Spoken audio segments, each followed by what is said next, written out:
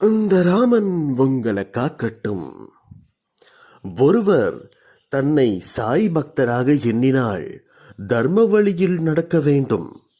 அறம், பொருள், இன்பம், வீடு, பேறு என படித்திருப்பீர்கள். மனிதர்கள் அடைய வேண்டிய அம்சங்கள் இவை. இவை உலக வாழ்வை வெல்லவும் ஆன்மீகத்தில் முன்னேறவும் உதவும்.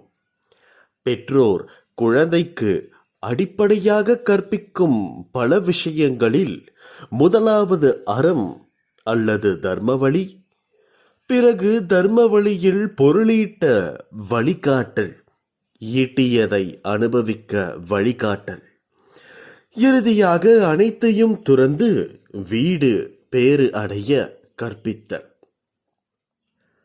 இவற்றை அவர்கள் தங்கள் வாழ்க்கை மூலம் வாழ்ந்து காட்டுவதன் மூலம் கற்றுத்தர வேண்டும். வாழ்வின் அடிப்படையானது தர்மத்தை சார்ந்து உள்ளது. ஒவ்வொருவரும் அறிந்து கொள்ள வேண்டியதும் பின்பற்ற வேண்டியதுமான விஷயம் அறம் அல்லது தர்மம். 4 பேர் எதை தகுந்தது என்றாலும் எதை தகாதது என்றாலும் முடிவு செய்து பின்பற்றுகிறார்களோ அதை பொதுவாக ஏற்று நடப்பது தர்மம்.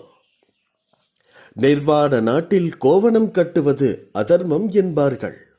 பெரும்பாலானவர்கள் கோட்பாடு எதுவோ அதையே பின்பற்ற வேண்டும். ஊருடன் பகைக்கின் வேரொடும் கெடும். ஊருடன் ஒத்துவாள் என்பன போன்றவை பழமொழிகள் இதற்கு சான்றுகள். 4 பேர் சொல்வது தர்மமாகிவிடுமா என்று கேள்வி எழும். இதற்காகத்தான் சுதர்மம் என்ற பதத்தை பகவான் கற்பிக்கிறார். சுயதர்மம் என்பது இதற்கு பொருள். உன்னுடைய குலம், உனது இயல்பு, உனது மனசாட்சி எதை தர்மம் என்று சொல்கிறதோ, எது உனக்கு நன்மையை தருமோ, பிறருக்கு தீமையை தராதோ அதை செய்ய வேண்டும். அது உன் சுயதர்மம். இதை இதற்கு முன் உன் பெற்றோர், அவரது முன்னோர் கடைபிடித்தார்கள். இனி நீயும் கடைபிடிக்க வேண்டும் என பெற்றோர் நமக்கு துவக்கம் முதல் கற்பிப்பார்கள். இதனால்தான் உன் சாயப்பா, உன் தாயை வணங்கு, தந்தையை வணங்கு, குருவை வணங்கு என்று சொல்கிறேன். இவர்கள்தான் குழந்தைகளுக்கு தர்மம் பற்றிய சுலபமாகவும் இயல்பாகவும் கற்றுத்தருபவர்கள். குழந்தை தர்ம வழியை மீறும் போது அடித்து இழித்து சீர்திருத்தி செய்வார்கள். இலை தாகமுள் மரம் கலைக என்ற ஒரு திருக்குறள் உண்டு. முள்மரமானது செடியாக இருக்கும் பருவத்திலேயே பிடுங்கி போட வேண்டும். அது வளர்ந்த பிறகு வெட்டிவிடலாம் என்று நினைத்தால் அது கையை காயப்படுத்தும். குழந்தை சின்னதாக தர்ம வழியை மீறும் போதே இது தவறு என பெற்றோர் சுட்டிக்காட்டி வளர்க்கும் போது அது அதை மனதில் ஏற்றிக்கொண்டு வாழ்நாள் முழுவதும் பின்பற்றும். ஒரு கதை படித்திருப்போம். திருவிழாவுக்கு குழந்தையை தோள் மீது தூக்கிக் கொண்டு ஒரு அப்பா சென்றார். அந்த விழாவில் வாழைப்பழ கூடையை வைத்துக் கொண்டு ஒரு வியாபாரி நடந்து கொண்டிருந்தார். அப்பாவின் மேல் உட்கார்ந்திருந்த குழந்தை வியாபாரிக்கு தெரியாமல் ஒரு சீப்பு வாழைப்பழத்தை எடுத்து விட்டது. அதை தந்தையிடம் காட்டிய போது தந்தை குழந்தையின் திறமையை வெகுவாக புகழ்ந்தார்.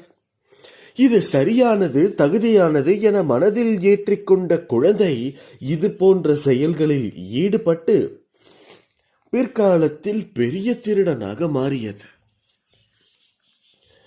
இறுதியில் அதன் வாழ்வு வீணாகி போனது என்பது அந்த கதை. தர்மம் அல்லாத விஷயத்தை ஊக்கப்படுத்தி வளர்த்தால் குழந்தை கெட்டுவிடும்.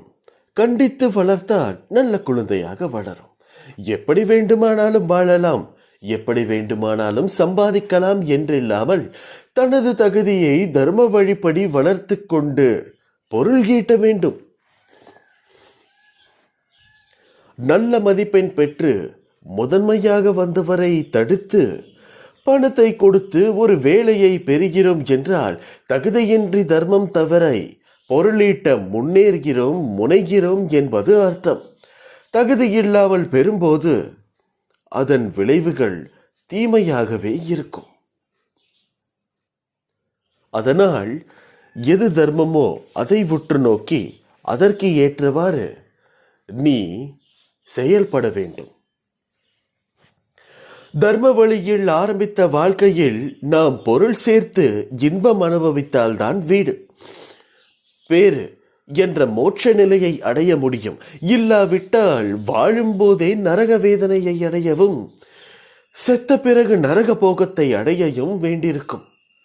இந்த அறவழியை ஒவ்வொருவருக்கும் தாய் தந்தை கல்வி கற்பிக்கிற ஆசிரியர் ஆகியோர் வழங்குகிறார்கள். அதனால் உன்னுடைய வாழ்க்கையில் எது தர்மமோ அதை மட்டுமே நடத்து, எல்லாம் மாறும். இப்படிக்கு வோன் சாயப்பா. அல்லாஹ்.